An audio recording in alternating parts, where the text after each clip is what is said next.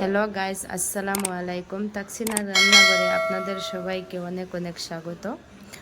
আপনারা সবাই কেমন আছেন? আশা করি আপনারা সবাই ভালো আছেন। আমরা অনেক ভালো আছি।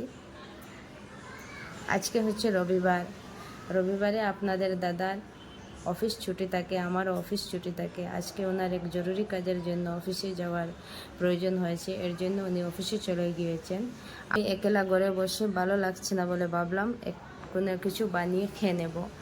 ভাবলাম কি বানিয়ে খেয়ে নেব, ভাবতে ভাবতে মনে হয় পাপা পিঠা বানিয়ে নেব, আপনাদের সাথেও শেয়ার করে নেব। এইভাবে পাপা পিঠা রেডি করতে চলে এলাম সব কিছু নিয়ে। আপনারা দেখতে থাকবেন আমি কিভাবে রেডি করছি। সবার প্রথমে আমি এখানে দেখতে পাচ্ছেন একটা কাপে 1 কাপ মেজারমেন্ট করে আমি সুজি নিয়েছি। সুজিগুলো আমি একটা বাটির মধ্যে ঢেলে দেব। বিসমিল্লাহির রহমানির রহিম।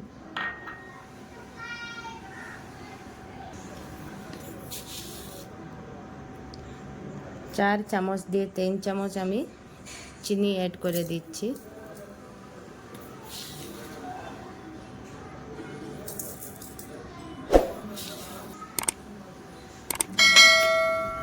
তিন চামচ চিনি অ্যাড করে দিলাম। 1-2 চামচের মতো টক দই দিয়ে দেব। দেখুন আমি 1-2 চামচের মতো টক দই দিয়ে দিলাম।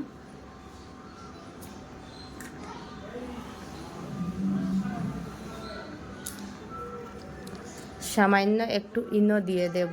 আপনাদের কাছে ইনো না থাকলে খাবার সোডাও দিয়ে দিতে পারবেন, অল্প করে একটু দিয়ে দিবেন। আমি একদম অল্প করে দিয়ে দিলাম। দিয়ে আমি এইভাবে ভালো করে মিক্স করে নেব। এখন আমি সব কিছু ভালো করে একবার মিক্স করে নিয়েছি। এখন আমি অল্প অল্প করে নর্মাল জল দিয়ে একটা ব্যাটার বানিয়ে নেব। আপনাদেরকে দেখাবো আমি কিভাবে বানাচ্ছি। সবার প্রথমে আমি ভালো করে মিক্স করে নিয়ে আপনাদেরকে দেখাচ্ছি।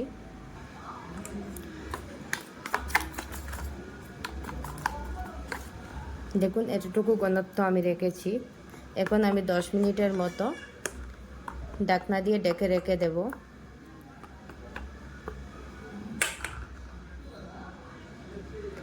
আপনারা পরিমাণ মতো জল দিবেন, অল্প অল্প করে দিয়ে মিক্স করে নেবেন। এতটুকু ঘনত্ব রাখতে হবে দেখুন, না হলে ব্যাটারটা একটু পাতলা হয়ে যাবে। এর জন্য আপনারা অল্প অল্প করে জল দিয়ে এইভাবে এর ঘনত্ব রেখে ব্যাটারটা বানিয়ে নিয়ে 10 মিনিটের মতো রেস্টে রেখে দেবেন।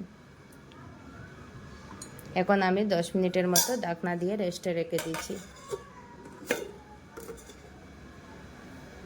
নারিকেলটা ফাটিয়ে আমি মিক্সার জারের মধ্যে দিয়ে গ্রাইন্ড করে নেব। আপনারা দেখতে থাকবেন পুরো ভিডিওটা। সামান্য একটু লবণ দিয়ে দেব। আমি প্রথমে লবণ দিতে ভুলে গিয়েছিলাম, এখন দিয়ে দিচ্ছি। দেখুন একদম অল্প করে একটু লবণ দিয়ে দিলাম। দিয়ে আবারও আমি ভালো করে মিক্স করে নিচ্ছি।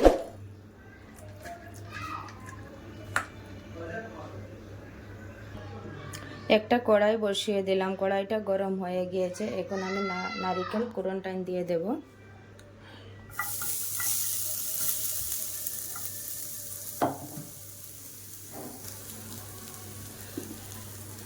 এখন আমি সামান্য একটু গুড় দিয়ে দেব। আপনাদের কাছে আখের গুড় থাকলে দিয়ে দেবেন, আমার কাছে আখের গুড় নাই বলে আমি নর্মাল গুড় দিয়ে দিচ্ছি।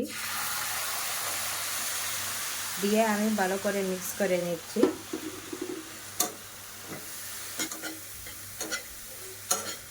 এইভাবে আমি নাড়াচাড়া করে ভালো করে ড্রাই করে নেব।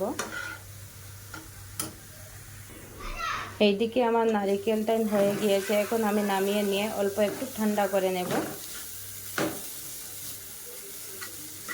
জোরে করে হয়ে গিয়েছে, এখন আমি নামিয়ে নিচ্ছি।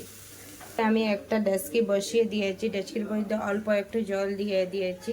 এখন আমি চুলাটা অন করে দিয়ে জলটা ফোটা পর্যন্ত অপেক্ষা করব। 3টা গ্লাসের মধ্যে আমি তেল লাগিয়ে নেব, সাদা তেল। অল্প একটু ঠান্ডা হয়ে গিয়েছে। এখন আমি এইভাবে হাত দিয়ে একটা লম্বা করে একটা রোল বানিয়ে নেব।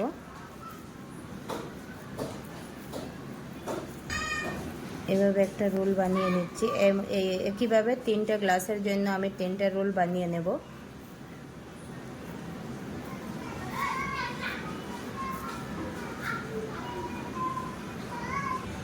তিনটা রোল আমার রেডি হয়ে গিয়েছে। এখন আমি অল্প অল্প করে গ্লাসের মধ্যে সুজির ব্যাটারটা ঢেলে দেব। আপনারা দেখতে থাকবেন।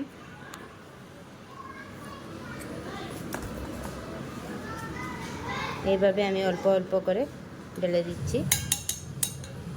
3 গ্লাসের মধ্যে একইভাবে ঢেলে নেব আমি। একইভাবে আমি 3টা গ্লাসের মধ্যে ঢেলে দিয়েছি। এখন আমি রোলগুলো এইভাবে মধ্যখানে ঢেলে দেব, দিয়ে আমি এখন চুলাতে বসিয়ে দেব। জলগুলো আমার ফুটে এসেছে। এখন আমি এইভাবে এক একটা গ্লাস আমি ফুটন্ত জলের উপরে এইভাবে বসিয়ে দিচ্ছি।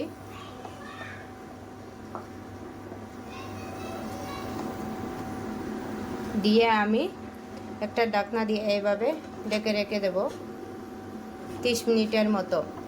30 মিনিট পরে আমি ফিরে আসব, এসে দেখব কতটুকু হয়েছে।